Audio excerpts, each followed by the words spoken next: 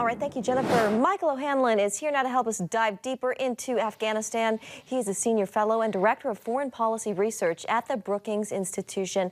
Michael, welcome. We're glad to have you with us this evening.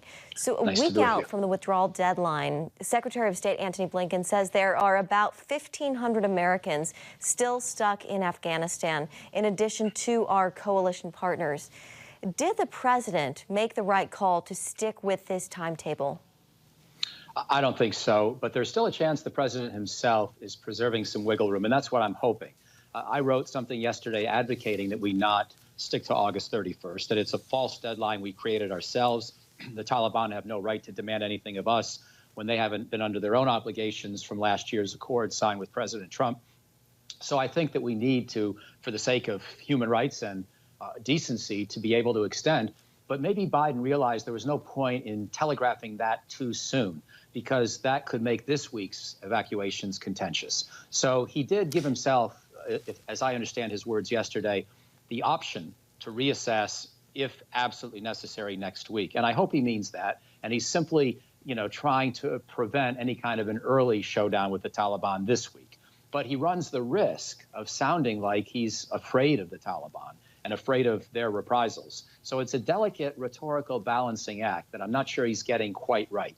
Bottom line, I'm hopeful that he's willing to stay past next week, Tuesday, but I'm not yet sure, and I'm not sure the Taliban really know how to read him. Speaking of the Taliban, Michael, the Taliban says it has changed in the last 20 years or so, Taliban 2.0, if you will, pledging to be more inclusive with regard to women. Michael, do you see any reason why women and young girls should take them at their word? No. However, we do have leverage. That's the way I like to think about it. We have leverage to try to increase the probability of that outcome. We do not have the direct control, clearly. That's the traumatic and terrible downside of pulling out of this mission, a decision of President Biden's that I strongly oppose. However, we have the prospect of releasing their financial holdings and those of the government of Afghanistan, of granting diplomatic recognition along with our many allies, if they behave, if they moderate, of giving some amount of humanitarian assistance to protect human rights, basic educational gains, basic health care progress, much of which has been impressive these last 20 years, but only if they will comply with certain modest standards. We have to be realistic. We're not going to get the country we wanted. We're not going to get the country any of us would want to live in. But I think we need to think more in terms of our leverage than in terms of whether or not to trust the Taliban, because I think your question was a loaded one. And if I heard you right, I think I would be wary, you would be wary of trusting this particular organization. Michael, some say with the Taliban back in control of Afghanistan, we're right back to where we were 2 decades ago, not to mention now the rise of ISIS-K. With the looming 20th anniversary of 9/11, are we more or less safe now? I think we're more safe. I'm very sad by this outcome for the people of Afghanistan, and I'm worried for our own security.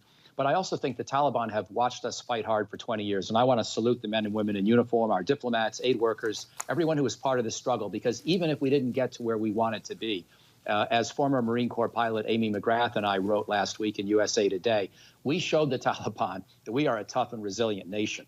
And if they cross our red lines, we are capable of going in and hurting them very badly, not with the same kind of mission necessarily that we've just carried out for these last 20 years. We have that kind of leverage, in addition to all the economic instruments that I just mentioned. And we have a lot more intelligence, homeland security, ability to crack down on al-Qaeda financial holdings around the world. We watch them much more carefully as they move. So there are a lot of instruments of American foreign policy and homeland security and counterterrorism that have improved in these last 20 years. So I don't think anybody should go to bed scared. I'm a little bit heartbroken, and I am more anxious, more vigilant, but I would not counsel people to think that somehow we're back in the same place we were 20 years ago. There has been progress. Michael, we only have about 30 seconds left. Militarily, and more importantly, diplomatically, is the situation at all salvageable? Well, yes, by the standards, by the criteria that I just laid out. I think we have ways to protect ourselves that are not going to be as efficient or foolproof, but we still have many ways of protecting ourselves and reducing the odds of an al-Qaeda or ISIS sanctuary from coming up on Afghan soil. And we have ways at least to give the Taliban powerful incentives to think about moderating their behavior. No guarantees, but powerful incentives. And that's a lot to work with. So I'm not supporting what President Biden has decided these last few months, but I think it's time to recognize that we still have a pretty strong position on a number of fronts in this particular challenge. All right, Michael, that'll have to be the last word. Michael O'Hanlon with the Brookings Institute, thank you so much for being with us today. My pleasure. Thank you.